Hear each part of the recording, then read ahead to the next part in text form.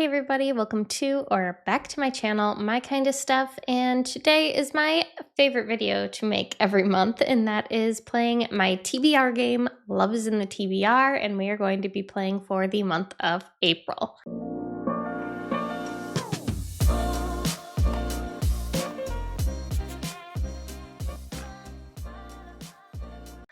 That being said, if you haven't seen this before, my TBR game's fairly simple. I roll a die, I have a board that I made, I move that number of spaces on the board, whatever shape I land on, I have prompt cards that correspond with the shapes on the board.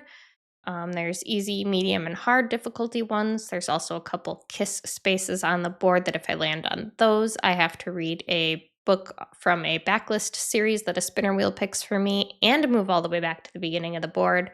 I will also make sure I link my TBR game playlist down below if you want to go back and watch past episodes. I always have a lot of fun making these. And I didn't get to make one last month because I got COVID at the end of February and had no voice for most of March. So I'm excited to play yet again. And that being said, let's hop into our first roll. Roll 1. A 2. 1, 2. An O prompt. A book by a male author. All right, so the first space we landed on was an O prompt, and that gave us a book by a male author. For this, I am going to be reading Someone You Can Build a Nest In by John Wiswell. I've had this on my radar for quite a while now. I've really been wanting to read it, and I'm super excited to hop in. I've heard nothing but amazing things about this book, and yeah, I'm really excited. That being said, let's hop into our next roll. Roll 2.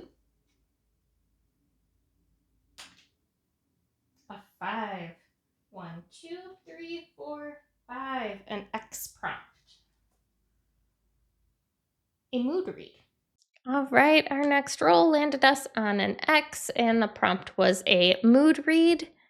So for this, I'm going to be reading First Time Caller by BK Borison. I picked this up from Book of the Month, but I've had my eye on this book since I found out about its release. I've read everything by BK Borison so far and have really enjoyed all of her books. And this one is about our male main character who is a radio talk show host about love, but he's kind of fallen out of love with love. Our female main character is a single mom. She's really happy and content with her life, but she calls into this radio to ask a question about her mother's love life. And like all of a sudden, she's being scrutinized because sparks are kind of like flying between the two. And I don't know, it just sounds really adorable. And I realized that like it's not really like Valentine's Day anymore, but it's really screaming Valentine's to me, and it's still spring, so like I feel like now is still a good time to read this one, and it recently came out, so I'm really excited to finally get to it. That being said, let's hop into our next roll. Roll 3. Ooh, another 5. 1, 2, 3, 4, 5. Another O prompt. A book with an animal on the cover. All right, our next roll landed us on an O, and we got a book with an animal on the cover. I might need to change this prompt out soon because I'm quickly realizing that I don't have many.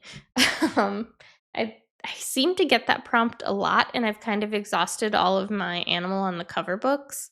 I'm going to have to really go through and see what I have, if I even have any more, but I did manage to find Crooked Kingdom by Leigh Bardugo. This is book 2 in the series, and I kind of felt indifferent about Six of Crows. I didn't hate it, but I didn't absolutely love it.